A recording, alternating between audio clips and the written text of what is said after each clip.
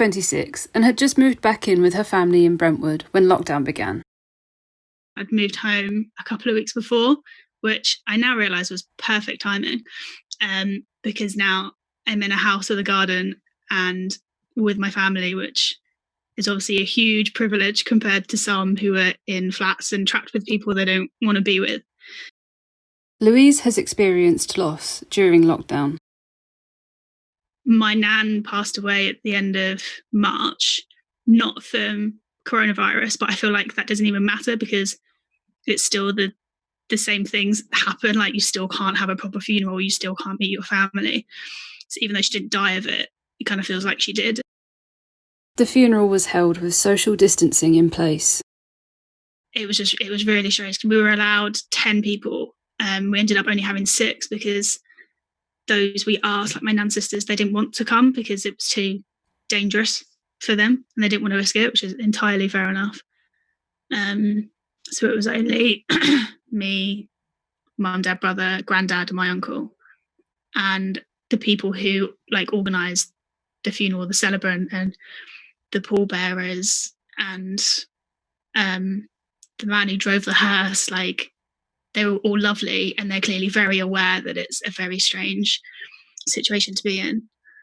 I think the hardest part was turning up at my granddad's because I hadn't seen him or my uncle in like 3 months, 2 months, 3 months. So seeing him for the first time and not being able to go up and hug him, couldn't do anything. It was just like big waves across the front lawn, like couldn't even go into the house. But all of their neighbours came out and they all stood on their driveways, and the neighbour opposite lit off balloons in the garden, which was really cute. But yeah, everyone came out, so they were all like still there.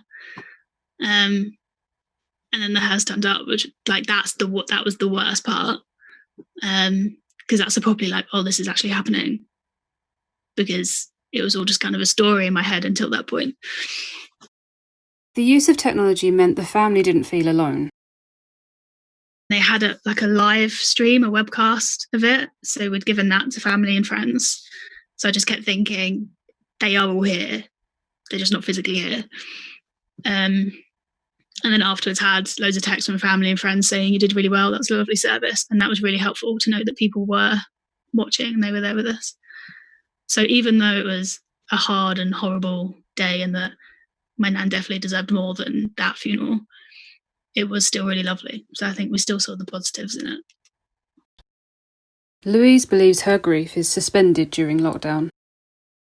It's practically impossible to process any of that now because you don't see a change. I wouldn't be seeing her anyway. I wouldn't be seeing her, talking to her, going out, doing anything.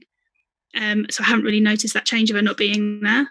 So I know that the proper processing is going to happen afterwards, like when lockdown's over. I don't really know what it's going to be like, which is weird. And this is the first time that I've experienced this anyway. So I don't know what it would have been like outside of this scenario, this life that we're living. Louise's granddad struggles to hear her on the phone and doesn't have a smartphone.